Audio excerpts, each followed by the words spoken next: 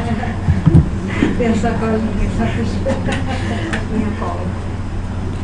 afternoon to everybody.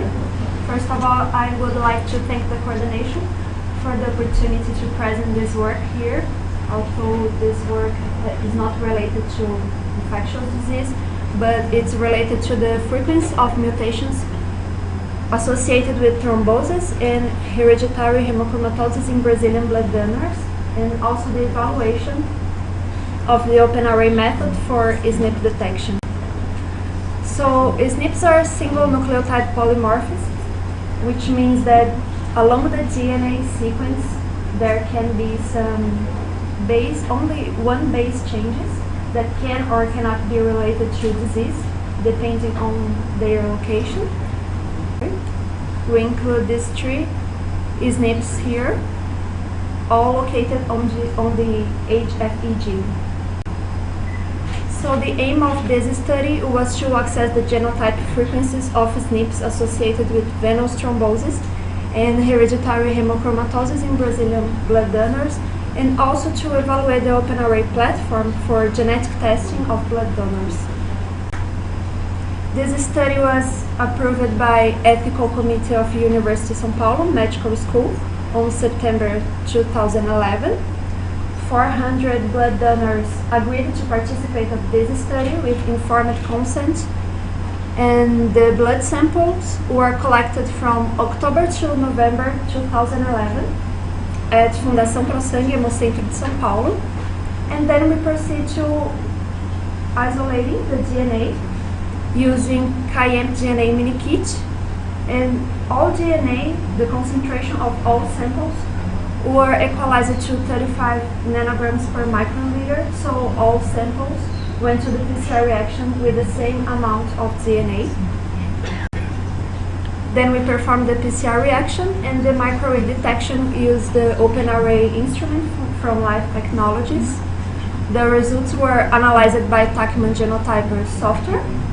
This software, besides determining the genotype of each sample for each SNP, also allows the calculation of the frequencies for each SNP tested.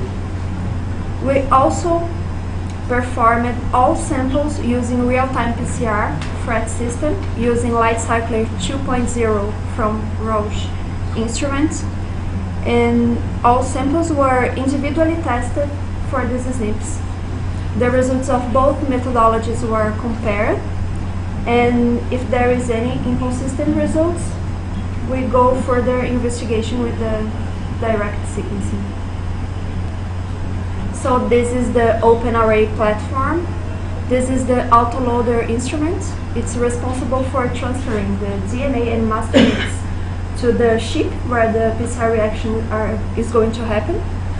There's also a thermocycler, adapted thermocycler for this chip. It's not showing here in this picture.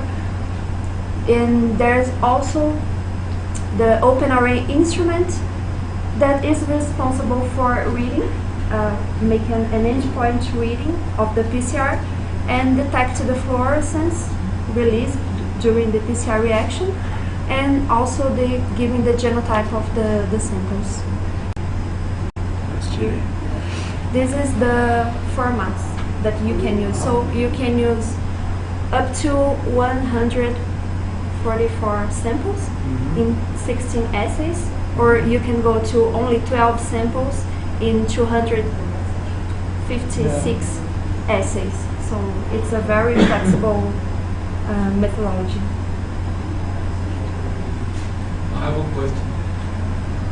Why you consider the medicine, if you have low frequency of nucleotypes in genes, especially the 0 genes, you can have problems to detect them because you have mutants, no mutants present.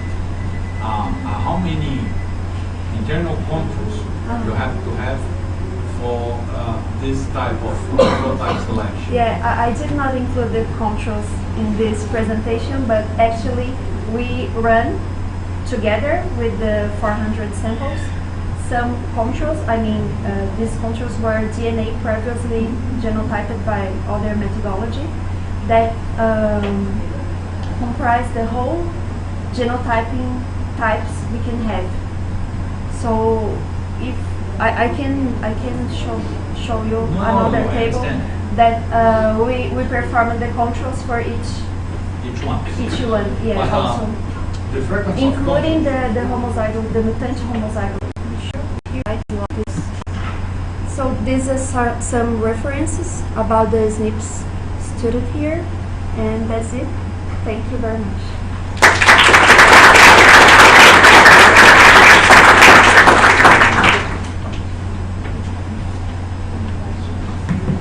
Very nice, clear presentation. Thank you. Can you put even more? How much multiplexing can you do on the OpenArray system? Yes,